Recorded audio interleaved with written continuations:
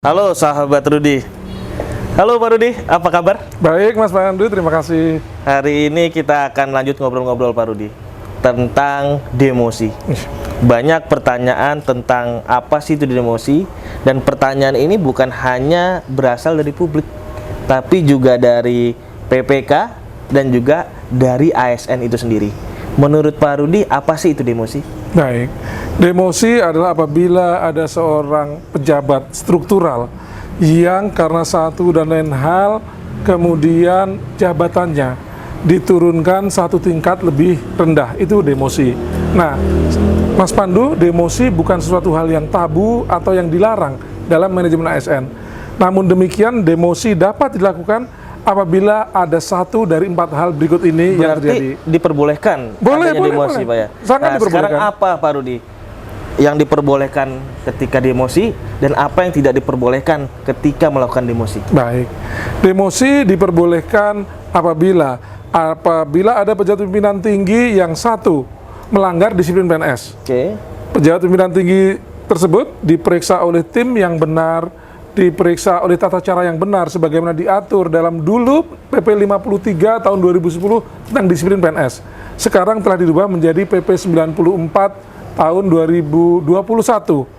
Apabila seorang pejabat pimpinan tinggi telah diperiksa dan melanggar hukuman disiplin, terbukti oleh tim pemeriksa direkomendasikan mendapat hukuman disiplin berat dan oleh PPK disetujui, maka pejabat pimpinan tinggi Pratama tersebut dapat didemosi satu tingkat lebih rendah. Itu yang pertama. Yang kedua, apabila ada kebutuhan organisasi. Maksudnya begini, Mas Pandu, apabila ada sebuah instansi pemerintah melakukan penggabungan 2 unit pimpinan tingginya, 2 OPD-nya, maka akan dilakukan seleksi ulang, dilakukan uji kompetensi. Nanti akan dipilih dari OPD yang lama siapa yang pantas menduduki jabatan OPD yang baru. Nah, nanti itulah apabila tidak terpilih seorang pejabat pimpinan tinggi kepala OPD itu, pertama sesuai peraturan tolong dicarikan dahulu jabatan pimpinan tinggi lain yang setara, Mas.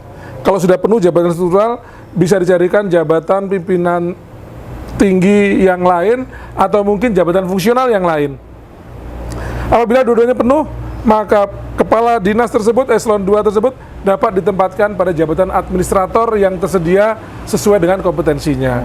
Sedangkan yang ketiga, apabila ada pejabat pimpinan tinggi Pratama yang terbukti melanggar tindak pidana, baik tindak pidana korupsi maupun tindak pidana lain, dan telah dijadikan tersangka apalagi ditahan oleh APH, maka bisa segera dibebaskan sementara dari jabatannya. Yang keempat yang menarik adalah pemerintah telah menerbitkan PP 30 tahun 2019 tentang penilaian kinerja PNS.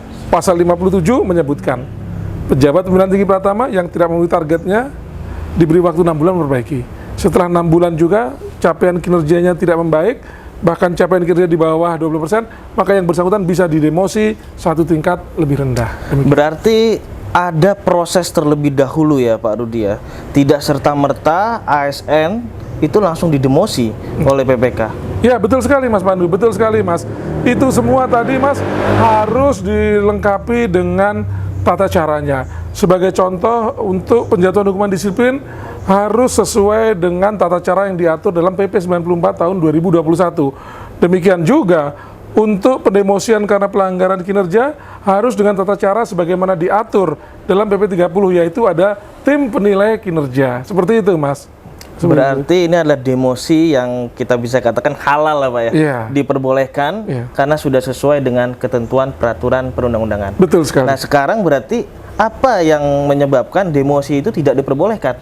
Sehingga dalam hal ini PPK dapat dikatakan salah dalam melakukan demosi. Baik, Mas Pandu, terkadang banyak kegiatan uji kompetensi atau job fit.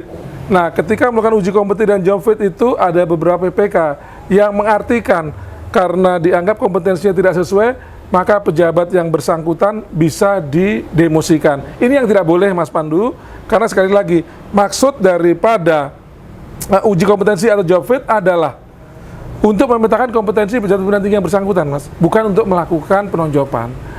Penonjopan boleh apabila terkait dengan satu dari 4 hal yang tadi saya sampaikan. Itu demikian. Berarti kita sepakat ya Pak Rudi bahwa penilaian kompetensi, penilaian kesesuaian itu tidak bisa dijadikan satu-satunya indikator untuk mendemosi ASN tersebut. Betul, Ada betul proses tadi ya, mereka melakukan pelanggaran disiplin atau penurunan kinerja dan lain sebagainya. Ya. Terima kasih sekali Pak Rudi atas pencerahannya, dan semoga bisa menjawab pertanyaan bagi publik dan juga bagi PPK tentang apa itu demosi. Baik, terima kasih kembali Mas Pandu.